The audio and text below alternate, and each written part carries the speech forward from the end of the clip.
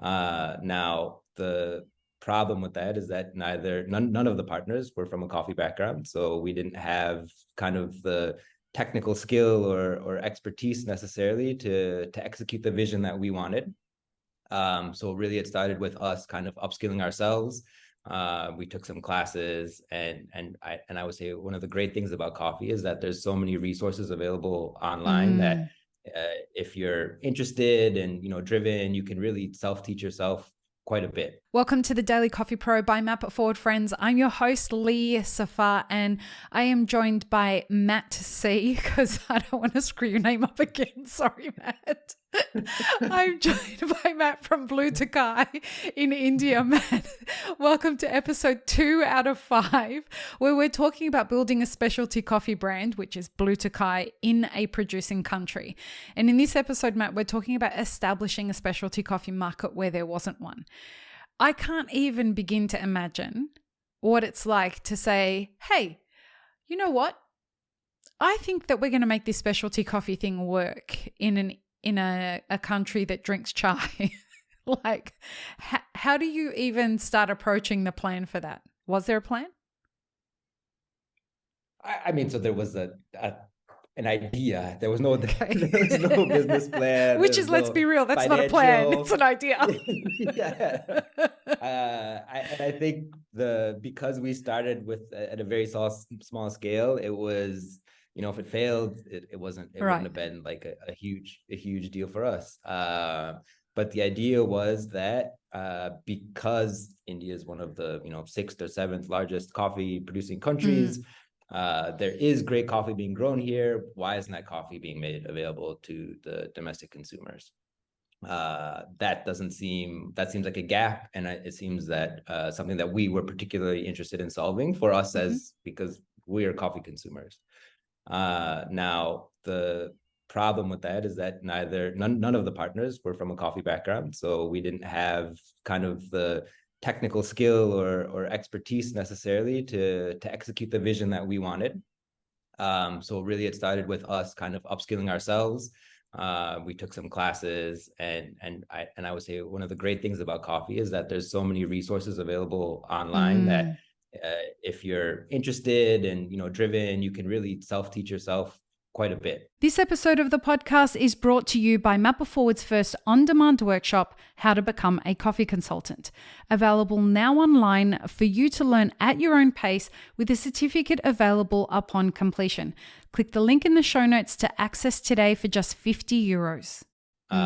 So at least, from in the initial stages, that's kind of how we started. But then it was very interesting once we started going to speak to people about our idea, because everybody, and these are all well-wishers, they guided us to do things in a very kind of non-specialty way. Okay. So it was like, okay, buy the coffee from the estates, but don't tell anybody where you're buying the coffee from, because people will just copy you. They'll find out that this is an estate that grows good coffee, and then they'll start buying coffee from them instead. And that's actually ended up happening, because we've always prominently displayed the estates that where there'll be companies or buyers that go to these estates and say, I want you to sell me the lots that you're selling to Blue Tokai. But anyway, that's not the really, nature of our industry. Yeah, it was, and even at the same time, people were telling us that, don't roast yourself. Roasters are very expensive. Contract roast it to someone. Oh, wow. They'll be able to roast the coffee for you. And then also, you need to blend the coffee with chicory or robusta to bring down the price. So I think, because the mindset was so kind of stuck and traditional, to us, that really seemed like an opportunity, because if everybody's thinking in this direction, that means that you got to go in the other way. Yeah, I mean, so maybe they're right and we're fools, but also it could be that there's opportunity here, and I think people really resonated with what we were doing, and that really helped us get initial traction, because there was enough people who had been exposed to specialty coffee through traveling abroad or working, or even from the internet, that at least the first customers that we got were kind of picking up this pent-up demand. Then from there, it was more about how do we educate people what is different about the coffee that we're doing compared to the standard coffee that's available. And so, we did a lot of events and pop-ups, but I think two things that were really helpful for us was having a really strong brand identity that kind of connected kind of what we were trying to do. We really wanted to celebrate the Indianness of the coffee because, even to today, India is not seen as sort of a renowned producer of good quality coffee. People think of Indian coffee as blenders or Robusta, or when in fact there are estates, and there have been, who've been producing fantastic coffee. Amazing coffees. Amazing coffees. Even the Robusta that I tasted blew my mind. Yeah, it's the incredible testament to the people who are working at the farm level of what they're doing. And we really wanted people to appreciate that. So the logo that my partner designed is a peacock, and it's the national bird of India, and you'll see peacocks flying around the estates. And we had art on the back. And that was actually one of the first fights that we had, was not fights, discussion. It was that, this packaging is going to be really expensive. We're already selling an expensive product. We need to just do very simple packaging so that it becomes more affordable. But my partner was very, very adamant, and she was right. She was right. It was incredibly, it's become a part of the brand, like the sort of art and aspect of it.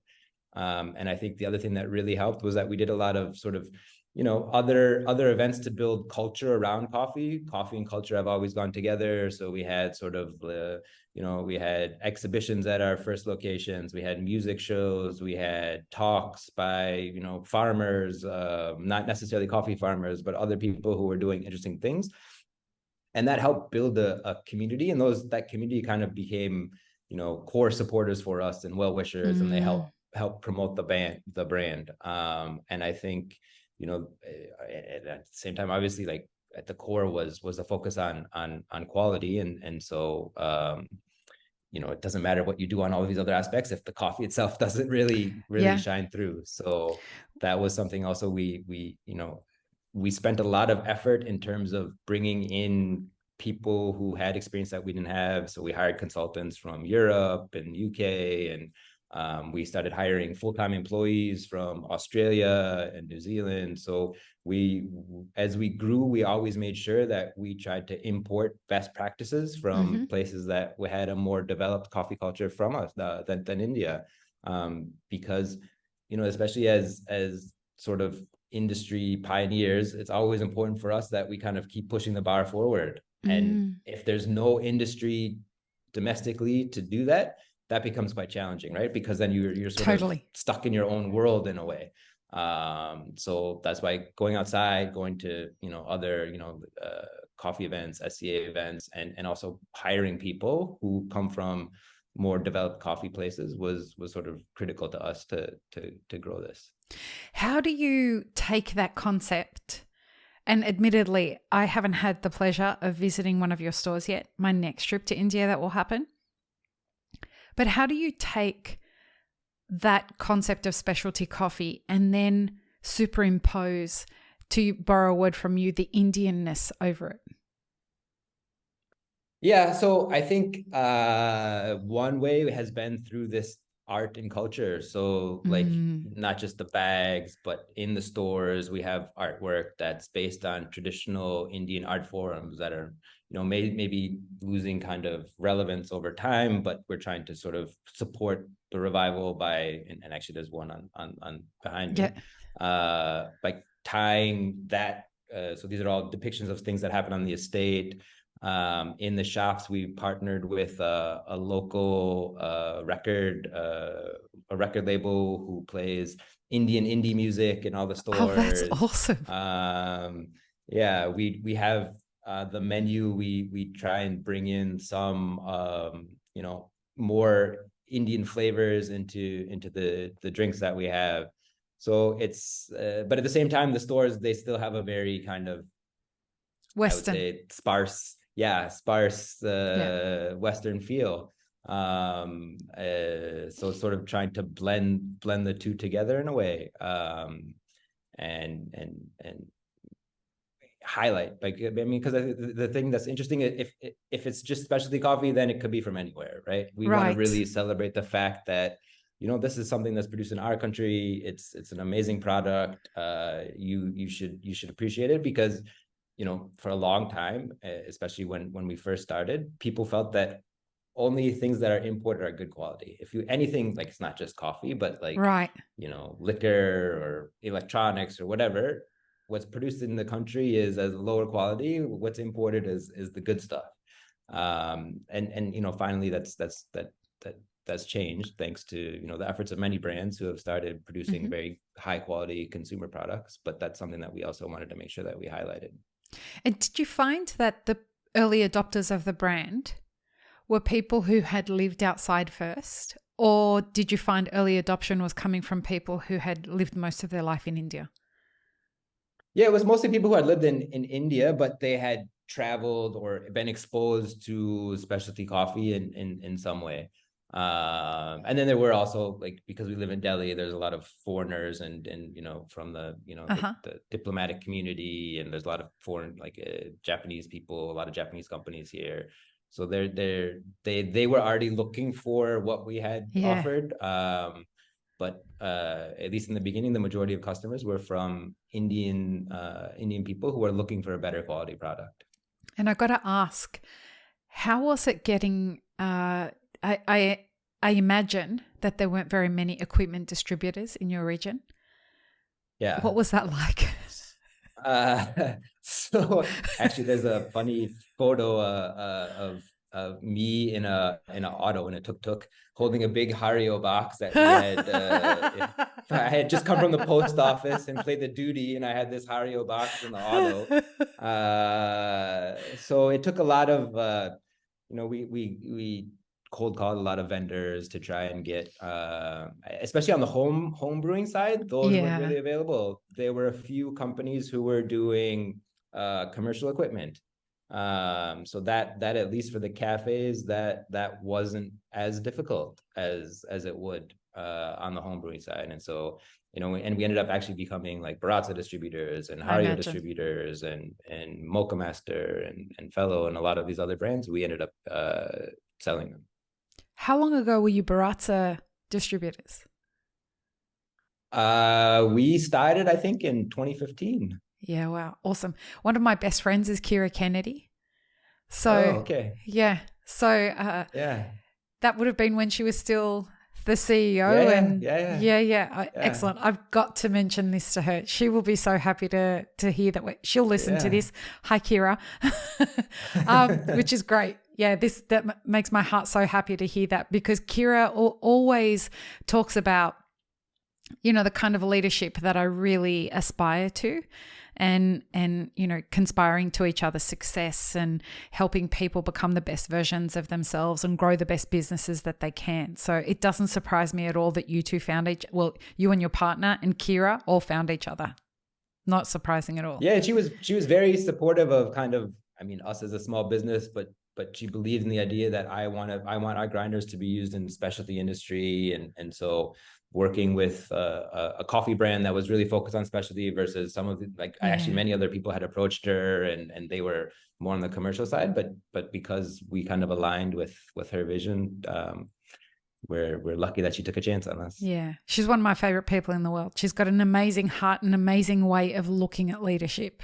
So that I'm so happy to hear that.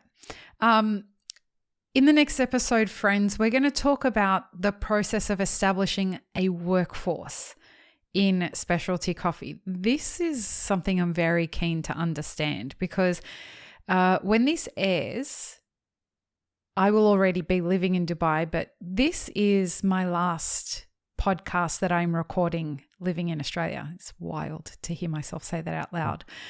And I'm so glad it's with you, Matt, because you have done what's happening in Dubai and the UAE and in Saudi Arabia.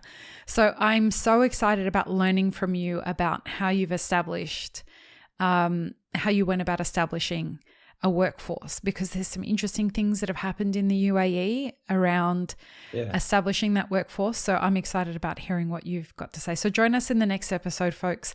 Peace, love, and peanut butter. Have an amazing rest of your day. Thanks, friends. If you enjoyed this video, here's what you should check out next. Consider supporting Map It Forward on Patreon and be sure to subscribe and hit the notification bell before you leave.